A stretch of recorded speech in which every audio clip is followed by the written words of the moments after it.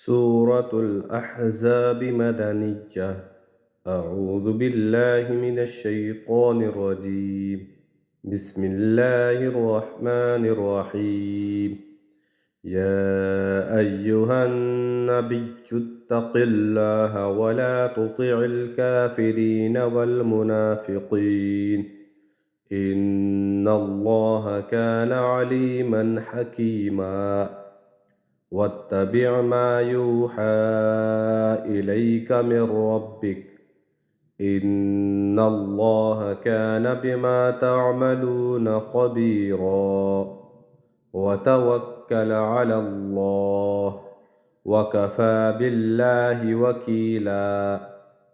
ما جعل الله لرجل من قلبين في جوفه وما جعل أزواجكم اللائي تظاهرون منهن أمهاتكم وما جعل أزواجكم اللائي تظاهرون منهن أمهاتكم وما جعل أدعياءكم أبناءكم ذلكم قولكم بأفواهكم والله يقول الحق وهو يهدي السبيل.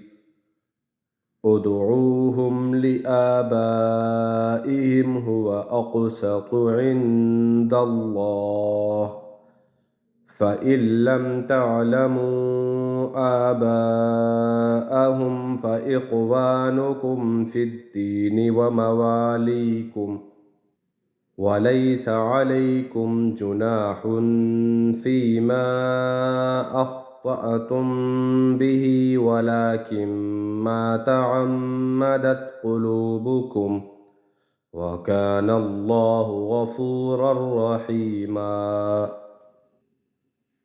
النبي أولى بالمؤمنين من أنفسهم وأزواجه أمهاتهم وأولو الأرحام بعضهم أولى ببعض في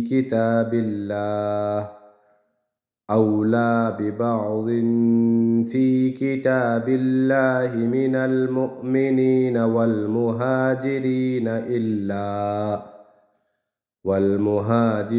إلا أن تفعلوا إلى أوليائكم معروفا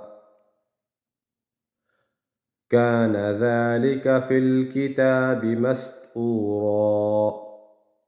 وإذ أخذنا من النبيين ميثاقهم ومنك ومن نوح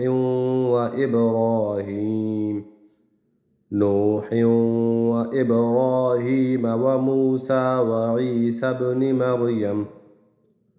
وعيسى ابن مريم وأخذنا منهم ميثاقا غليظا ليسأل الصادقين عن صدقهم وأعد للكافرين عذابا أليما. صدق الله العظيم.